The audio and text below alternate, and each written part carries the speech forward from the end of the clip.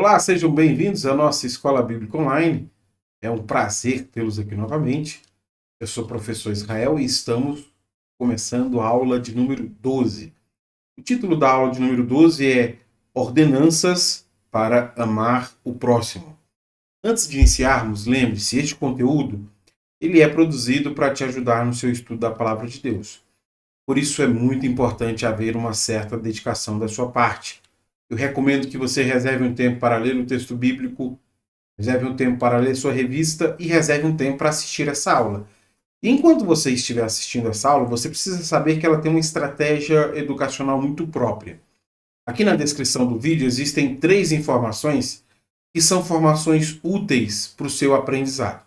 Primeiro, há um cronograma da aula, a maneira como o conteúdo está organizado para ser apresentado para vocês. Além disso, há também uma aula-atividade. A aula-atividade serve para a verificação do aprendizado. Assim que você terminar de assistir a aula, eu recomendo que você faça então a aula-atividade. Por fim, há um fórum onde você pode colocar as suas dúvidas ou deixar então as suas questões, tudo bem? Bom, eu quero iniciar apresentando para vocês o cronograma da nossa aula. Essa aula está dividida em 3 sessões. Na primeira sessão da aula, eu quero apresentar o contexto literário de João, capítulo 15, versículo 12. Professor, por que João 15, 12? Porque, segundo o comentarista da lição, esse é o texto áureo, o texto mais importante. Então, na primeira sessão, eu explico para vocês o contexto literário de João 15, 12. Na segunda sessão da aula, eu quero então explicar os versículos 12, 13, 14, 15, 16 e 17. E por último, na terceira sessão da aula, eu quero encerrar fazendo algumas aplicações, a maneira como esse texto bíblico pode ser aplicado por nós hoje, nos fazendo refletir acerca de questões importantes. Tudo bem? Começando a primeira sessão, eu quero então explicar para vocês o contexto literário de João, capítulo 5, versículo de número 12. Desde o capítulo 14, Jesus tem falado aos seus discípulos sobre eles permanecerem em Cristo. E veja que essas palavras de Jesus, elas estão assumindo que Jesus está muito perto de deixá-los, porque Jesus vai para junto do Pai. Quando Jesus for embora, eles não vão ficar sozinhos, porque eles vão receber o Espírito, que João vai apresentar no capítulo 14 como sendo encorajador. Esse Espírito que os encoraja a permanecerem em Cristo. O que nós encontramos então no capítulo 14 e no capítulo 15 é uma preocupação de Jesus sobre a fé desses discípulos depois que Jesus partir, depois que Jesus voltar para o Pai. A partir do capítulo 15, esta preocupação de Jesus vai ser ainda mais expandida por meio de uma analogia que Jesus vai fazer. Veja comigo, capítulo 15, versículo 1 e 2. Eu sou a videira verdadeira, e meu pai é o lavrador. Todo ramo que está em mim não dá fruto, ele corta. Todo ramo que dá fruto, ele poda, para que possa produzir ainda mais. Veja, assim como um ramo depende da videira para continuar vivendo, e aqui videira, para você que não sabe, é aquela árvore que produz a uva, vou chamar assim para ficar bem visível para você. Sabe aquela árvore que produz a uva? Não sei se você já viu alguma. Então ela é a videira. Na videira você tem os ramos que correm por adiante dela para produzir o fruto.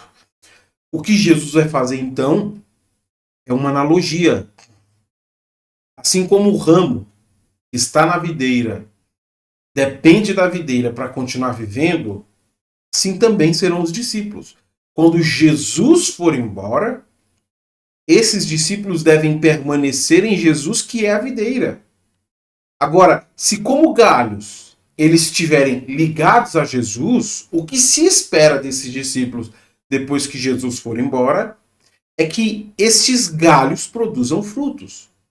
Mas se depois que Jesus for embora, essas pessoas deixarem de produzir frutos, Jesus diz que o próprio Deus irá cortar fora estes ramos, irá cortar fora esses galhos.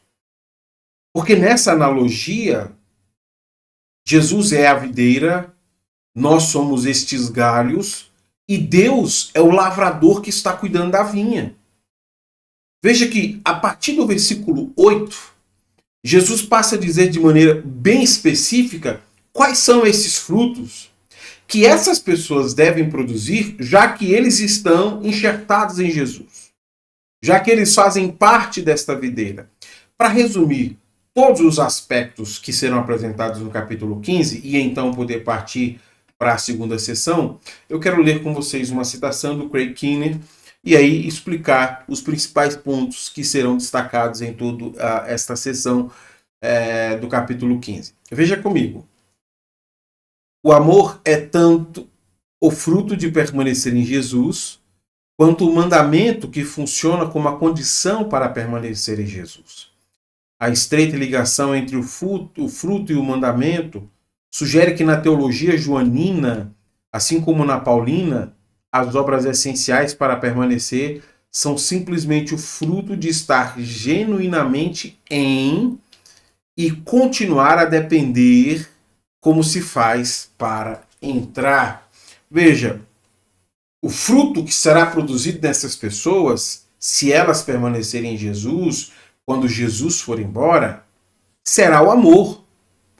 Como vimos ali nos versículos anteriores, é possível que alguém esteja em Jesus e não produza frutos. É possível que alguém creia em Jesus, acredite em Jesus, siga Jesus, mas quando Jesus for embora, essa pessoa simplesmente não produza fruto nenhum. Mas não é isso que Jesus quer dos seus discípulos.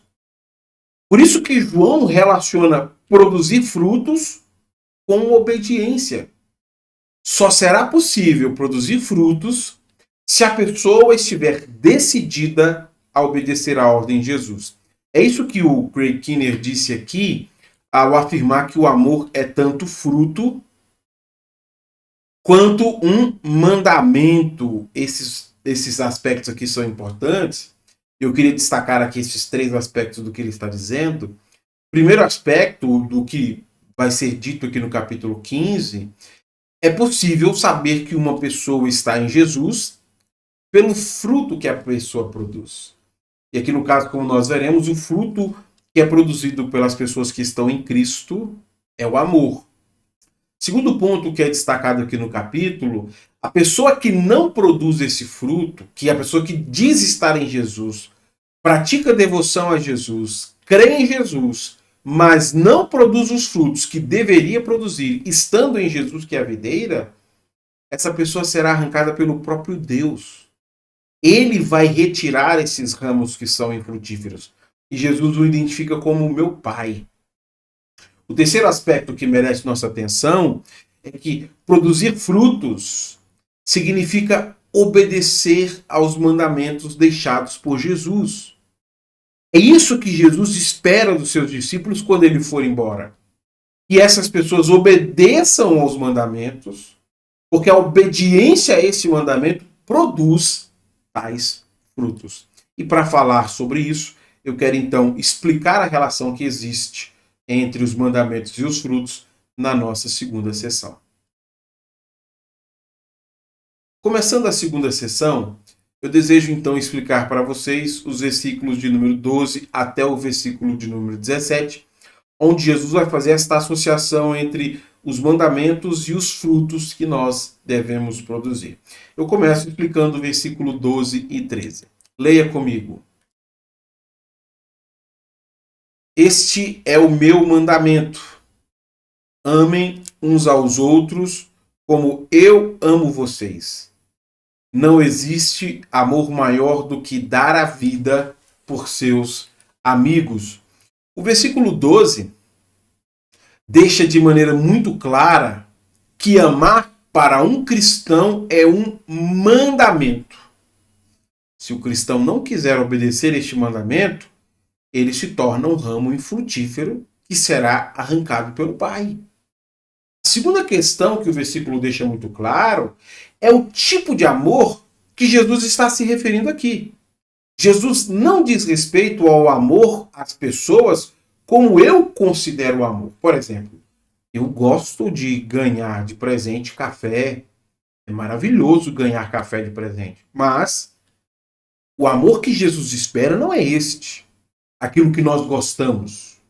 Nós devemos amar uns aos outros assim como fomos amados por Jesus. Mas como foi que Jesus nos amou? E João deixa isso muito claro nesse texto. Ame uns aos outros como eu amo vocês.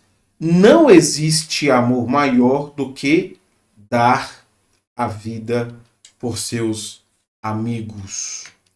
Portanto, o amor que eles devem demonstrar é esse de estar disposto a dar a vida pelo bem dos seus amigos. A mesma coisa que foi feita por Jesus.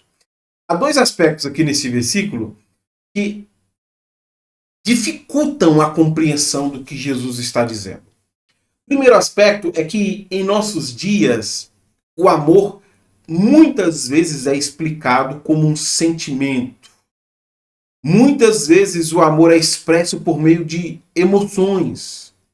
Enquanto que aqui o amor está sendo expresso como um compromisso.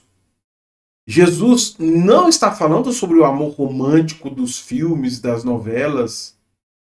Jesus não está falando de sentimentos. Jesus está falando de compromisso. E essa é a primeira dificuldade que nós temos de entender o que Jesus está dizendo. Mas ainda existe uma segunda dificuldade, que está relacionado àquilo que geralmente se diz sobre como devemos amar outras pessoas. Em nossos dias, inclusive em muitos meios religiosos, se diz que você não deve amar o próximo mais do que você se ama. Talvez você já tenha visto essa metáfora, né? Olha, antes de poder ajudar alguém, você tem que se ajudar. Não tem como amar outras pessoas sem amar a si mesmo. Isso é dito de maneira repetitiva e exaustiva e nós começamos a achar que amor é isso. Então, primeiro eu me amo, para depois amar outras pessoas. E aqui a gente percebe como é diferente do que Jesus está dizendo. Porque aqui o ponto de referência não é você. Deixa eu apagar aqui. Apagar para todos. Veja, o ponto de referência aqui é Jesus. Como eu amo vocês. Não é você se amar para depois amar as pessoas. Muito pelo contrário. Apesar de todas as dificuldades que nós temos de entender o que a Bíblia está dizendo, é isso que Jesus espera dos seus discípulos. Não devemos amar pessoas por causa do mérito, por causa do sentimento, mas por causa do mandamento. E veja que foi isso que Jesus fez com a gente. Nós não fomos amados porque merecíamos. Nós não fomos amados porque Jesus nos achou bonito. Não. Ele fez isso pensando em nosso benefício. E é isso que ele quer que a gente faça. Ame o outro pensando no benefício do outro. Por isso que eu disse que o amor aqui é um compromisso. Um compromisso de obedecer os mandamentos do Senhor. Amor também está relacionado a esta maneira como nós fomos amados.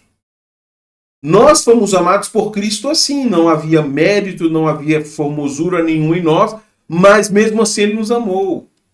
Veja como Jesus reitera isso no versículo 14. Vocês serão meus amigos se fizerem o que eu ordeno. Jesus está dizendo que as pessoas que obedecem a este mandamento de amar aos outros serão seus amigos. E aqui, mais uma vez, a noção de amizade que a gente tem é um pouco diferente daquela que está sendo pretendida aqui por Jesus. A palavra amigo, ela era utilizada aqui neste contexto para falar sobre esta relação que havia de vínculo pessoal entre duas pessoas. Mas o sentido aqui ele é melhor explicado por uma relação que há entre o mestre e o discípulo. Entre o filósofo, que é o mestre, e o discípulo, que aprende com este mestre. Se o discípulo quiser se submeter à autoridade do filósofo, eles poderão ser amigos. Se o discípulo se submeter à autoridade do seu mestre, eles poderão ser amigos. Então veja que este é o tipo de amizade onde continua havendo duas pessoas completamente distintas. Um continua sendo mestre e o outro continua sendo discípulo. Eles não são colocados em pé de igualdade. Qual é então o benefício de ser amigo de alguém que você não é igual a ele, o comum a ele? Porque havia dentro desta imagem da amizade um compromisso mútuo que era assumido por ambas as partes. O discípulo se compromete com o seu mestre e o mestre se compromete com o seu discípulo. É isso que Jesus está dizendo que haverá se eles decidirem obedecê-lo. Haverá um compromisso mútuo. Tanto os discípulos vão se comprometer com Cristo, como Cristo se comprometerá com seus discípulos. Veja que lá no versículo de número 7, Jesus já havia reiterado isso. Ele vai voltar a este mesmo ponto no versículo 12, mas eu queria ler o versículo 7 para você entender esta noção de amizade. Leia comigo.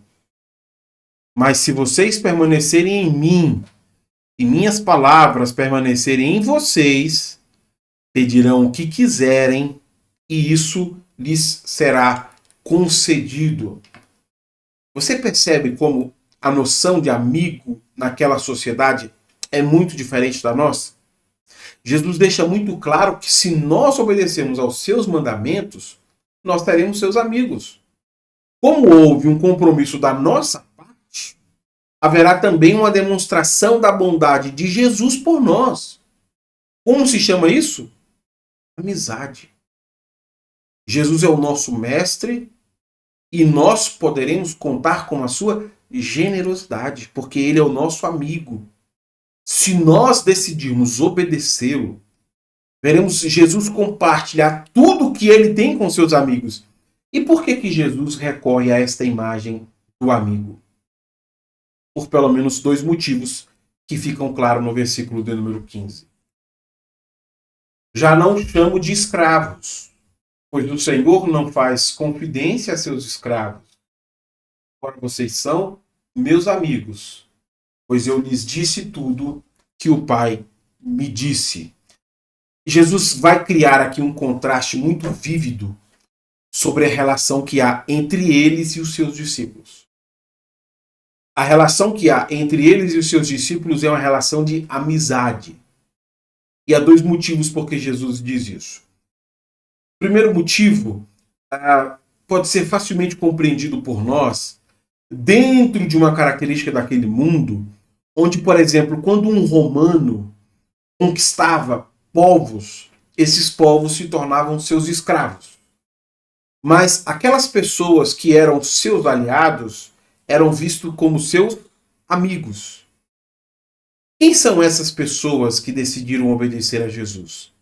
Seus escravos ou seus amigos? Então, o primeiro motivo por que Jesus os chama de amigo é porque nessa relação, a condição do escravo com seu senhor, ela é muito restritiva. O escravo, por exemplo, não pode sequer herdar as riquezas do seu senhor. Mas essas pessoas que obedeceram a Jesus estão sendo colocados como amigos de Jesus. Eles vão herdar essas bênçãos divinas conquistadas por Jesus. Jesus faz essa distinção entre o servo e o amigo também para indicar as motivações que Jesus espera dessas pessoas. Esses discípulos decidiram obedecer a Jesus não porque são escravos, não porque foram obrigados. Esses discípulos decidiram obedecer a Jesus porque são amigos. Eles obedecem porque entendem que é isso que precisa ser feito se nós quisermos agradar a Jesus. Jesus não espera de maneira nenhuma que alguém lhe obedeça por ordem ou por imposição, que alguém lhe sinta como um vassalo que alguém se sinta como um oprimido ao decidir obedecer, a pessoa faz isso com o intuito de se tornar amigo, não um escravo. Ele não foi conquistado na força, na violência e se tornou um escravo de Jesus e ele não tem outra opção. Ele fez isso pela amizade, pela liberdade de obedecer. Mas a amizade não dá a liberdade para desobedecer. Porque o discípulo reconhece que há uma distinção entre o seu mestre e ele. E essa distinção aparece no versículo de número 16 e 17. Vocês não me escolheram, eu os escolhi. E os chamei para irem e produzirem frutos duradouros, para que o Pai lhes dê tudo o que pedirem em meu nome. Este é meu mandamento. Amem uns aos outros. Era comum encontrar um mestre judeu falando sobre como Israel era o povo escolhido do Senhor. Os judeus gostavam de destacar essa seleção porque isso indicava que foi o próprio Deus quem escolheu aquelas pessoas. Nós vemos isso na história de Abraão, vemos isso na história de Moisés e agora vemos Jesus dizer isso aos seus discípulos. Eles foram escolhidos por Jesus. Nessa escolha, Jesus colocou toda a sua expectativa em relação ao que ele espera desses escolhidos. Eles são discípulos de Jesus, que estão enxertados em Jesus e que precisam produzir frutos, porque estão ligados a eles. Como vimos antes, os frutos que se espera que essas pessoas produzam é o amor, que aqui é chamado como fruto duradouro. Foi por este motivo que Jesus designou essas pessoas. Porque enquanto elas vão ao mundo, elas mostram um testemunho daquilo que foi feito com ela. É uma imagem simples, mas eu acho que significativa. Você consegue imaginar um galho jogado, morto, que não produz frutos? E de repente esse galho jogado, morto, que não produz fruto, ele é inserido numa videira, numa árvore frutífera. E aquele galho morto que não produz fruto agora ganha vida. E este galho produz frutos. As pessoas que olham para um galho como esse perguntam: o que aconteceu? Esse era um galho morto e agora até frutos está produzindo. Então veja que obedecer aos mandamentos é também uma maneira de testemunhar o que Cristo fez em nossas vidas. Porque nós agora somos os seus amigos. Nós produzimos frutos que indica que nós estamos inseridos nele. E nós temos o benefício de contar sempre com a sua bondade. Para encerrar essa aula, eu quero fazer algumas aplicações sobre este texto bíblico que eu acabei de explicar a vocês. Que lições nós aprendemos sobre essa história maravilhosa? Primeira aplicação. Pessoas com vida religiosa que não produzem frutos serão arrancados de Jesus. No texto que nós vimos nessa aula, nós percebemos que é possível se relacionar com o Evangelho de Jesus, saber quem é Jesus, conhecer Jesus, mas simplesmente decidir não obedecer a Jesus. Na sexta aplicação, ou na sétima, eu quero ler um texto onde Jesus fala sobre isso. Pessoas que se dizem cristãos, se dizem estar inseridas em Jesus, mas elas são conhecidas pela falta de fruto. São ramos infrutíferos, que o próprio Jesus disse que o Pai vai arrancá-los. Professor, como é que eu posso garantir que eu não serei arrancado de Jesus? Pelos frutos que serão produzidos na sua vida. Você precisa amar outras pessoas. E aqui eu faço a minha segunda aplicação. O fruto que Deus espera de você será visível em suas atitudes. O fruto está relacionado a essa disposição da pessoa de amar outras pessoas para o bem daquelas pessoas. não é um sentimento, não é amar como você se ama, é um compromisso de amar como Cristo te amou. Se preciso, eu vou amá-los mais do que eu me amo. Amá-las como um compromisso. Se você não tem demonstrado amor pelo benefício de outras pessoas, se você lida com o amor como um sentimento e não como um compromisso, logo você não produz fruto nenhum. O fruto que Deus espera de você é visto nos seus relacionamentos com a sua comunidade de fé. As atitudes que você toma pensando no benefício das pessoas. Quanto de benefício você traz à sua relação comunitária? Quanto que você tem se sacrificado pelo bem das pessoas? Terceira aplicação. O amor cristão é um compromisso, não um sentimento. Alguma vez você já ouviu essa expressão, eu gosto de fulano, mas gosto dele bem longe, porque eu não suporto lidar com ele no meu cotidiano. Às vezes nós gostamos tanto de associar o amor a sentimento que a gente se dá ao luxo de achar que podemos tratar as pessoas assim. Por gostar e não gostar por mérito. Se fizer por merecer, recebe minha bondade. Se não fizer por merecer, como diz o ditado, se escrever e não ler, o pau vai comer. Sabe qual que é o problema com isso? É que você está querendo tratar as pessoas de uma maneira diferente que você não foi tratado. Porque quando Jesus morreu por você, você não merecia que ele fizesse isso. Quando Jesus deu a vida em seu lugar, não havia mérito nenhum em você. E mesmo que não houvesse nada que lhe fizesse morrer por você, Jesus fez. Porque ele foi obediente até a morte e morte de cruz. O amor é um compromisso. O que Jesus está falando para você é para fazer a mesma coisa.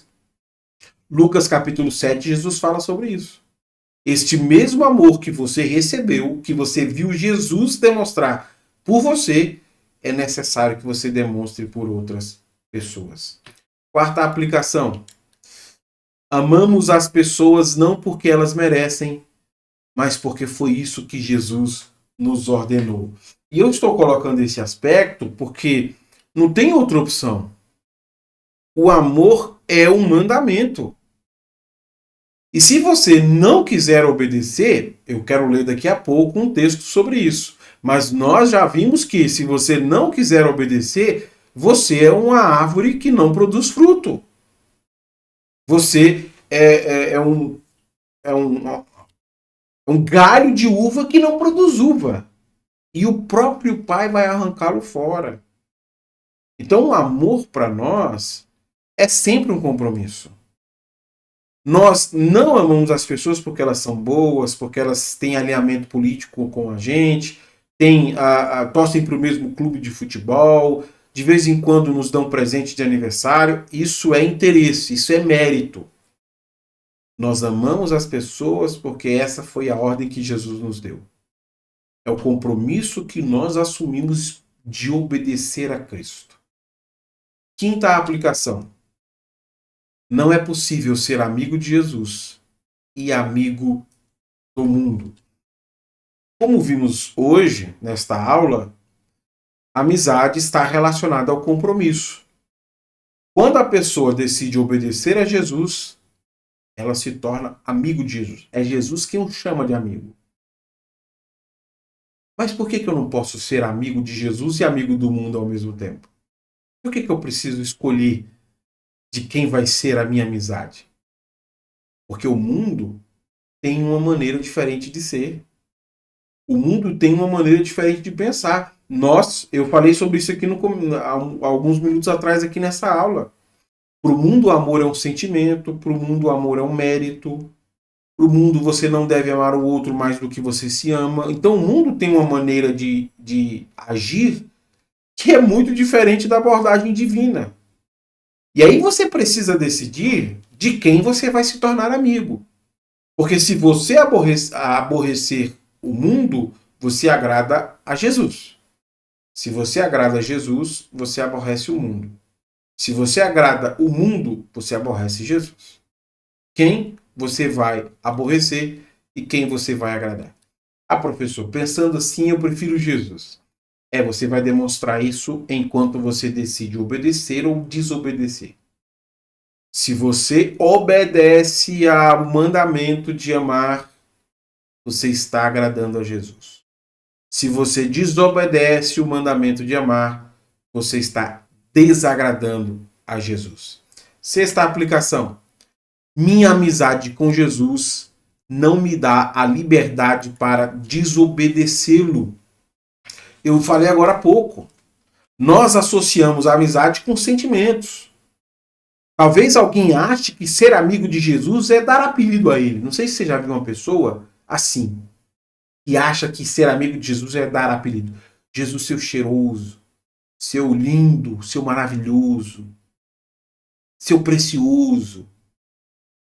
Isso é até estranho de ouvir, porque é uma característica dos nossos dias, mas ser amigo de Jesus não tem nada a ver com isso. Ser amigo de Jesus é uma decisão que cada pessoa precisa tomar. Se você quer ser amigo de Jesus, você precisa fazer tudo aquilo que agrada a Jesus. Por entender que foi uma ordem de Jesus aos seus discípulos. Discípulos que ele tratou como amigos e não como escravos. Mas apesar de ter me tratado como amigo, esta amizade não me dá a liberdade para desobedecer. Isso aqui é um ponto que eu, como pastor, descobri e falo com os membros da igreja e me parece que é isso que Jesus está falando com essas pessoas. Eu pastoreei uma comunidade local em que as pessoas tinham muita dificuldade de se relacionar comigo como pastor e como amigo. Eles não conseguiam lidar comigo sobre esses dois aspectos. E eu tive uma conversa franca com alguma daquelas pessoas e disse: olha, se vocês não querem ser meus amigos, não tem problema. Mas eu estou nesta igreja para ser o seu pastor. Se você não consegue me respeitar como seu pastor, aí sim é um problema. Então, a gente precisa decidir como vai seguir a nossa relação. A gente segue sendo amigo e eu sigo servindo vocês como pastor, ou então eu vou servir só como pastor.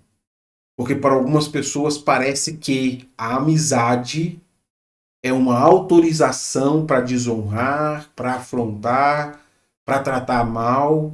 Jesus está dizendo isso. Porque vocês são meus amigos. O que se espera dos amigos de Jesus é que eles obedeçam ao seu mestre. Nós temos este benefício de ter Jesus nos chamando para ser seus discípulos. Nós temos este benefício de Jesus nos ensinar aquilo que ele gosta que a gente faça. Nós temos o benefício de Jesus dizer que vai se comprometer também com o seu povo usando a sua bondade. E você quer desrespeitar Jesus desobedecendo a ele? Então você não é um amigo de Jesus.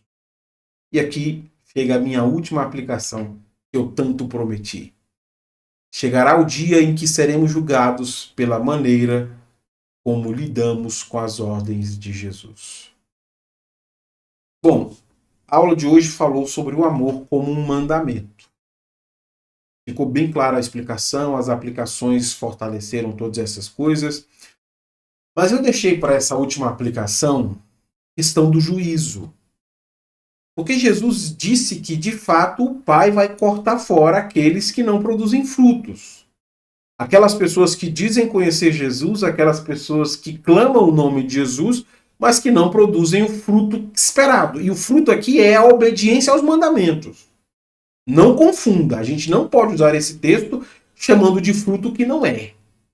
O fruto produzido é a obediência aos mandamentos de Cristo. E vai chegar um dia que nós vamos ter que prestar contas pela maneira como nós lidamos com esses mandamentos. A gente obedeceu ou desobedeceu? Ah, não, eu desobedeci todos, mas eu sempre criei em Jesus. Eu nunca consegui obedecer nenhum mandamento. Nunca consegui amar ninguém, nada, esquece. As ordenanças eu não consegui cumprir nenhum, mas eu acreditei muito em Jesus. Eu acho que isso é suficiente. Eu queria encerrar então lendo esse texto, Mateus capítulo 7, versículo 22 e 23. No dia do juízo, quer dizer que haverá um juízo. Muitos me dirão, Senhor, Senhor, não profetizamos em teu nome? Não expulsamos demônios em teu nome e não realizamos muitos milagres em teu nome? Veja, nessa primeira parte, essas pessoas estão dizendo que elas conhecem Jesus pelo nome. Elas fizeram coisas para Jesus em nome de Jesus. Elas clamaram ao nome de Jesus. Elas criam em Jesus. O texto continua. Versículo 23. Eu, porém, responderei: nunca os conheci. Afastem-se de mim, vocês que desobedecem à lei. E por que eu estou riscando isso aqui tantas vezes? Porque o que está escrito aqui não é acredita na lei, prega a lei, ensina. O que está escrito aqui é obedecer. Como você lida com os ensinos de Jesus? Você obedece? Ou você é a pessoa que apenas crê em Jesus? Bom, chegará o dia que todos nós prestaremos conta pela maneira como lidamos com as ordens de Jesus. E Jesus já havia dito isso. O meu Pai vai cortar fora todos os galhos que simplesmente não produziram fruto nenhum. Ah não, mas eu conhecia Jesus, eu chamava o nome de Jesus. Mas Jesus está dizendo que não conhece essas pessoas. Você conhece Jesus, mas Jesus não te conhece. Porque as pessoas que Jesus conhece, ele chama de amigos. E os seus amigos são aqueles que lhe obedecem. Esse texto, portanto, é desafiador a todos nós, porque uma hora nós prestaremos conta da maneira como estamos vivendo. Eu espero que este conteúdo tenha sido edificante à sua fé. Se o nosso bondoso Deus permitir, nos encontramos na semana que vem para seguir então com o nosso estudo. Eu espero você até lá então.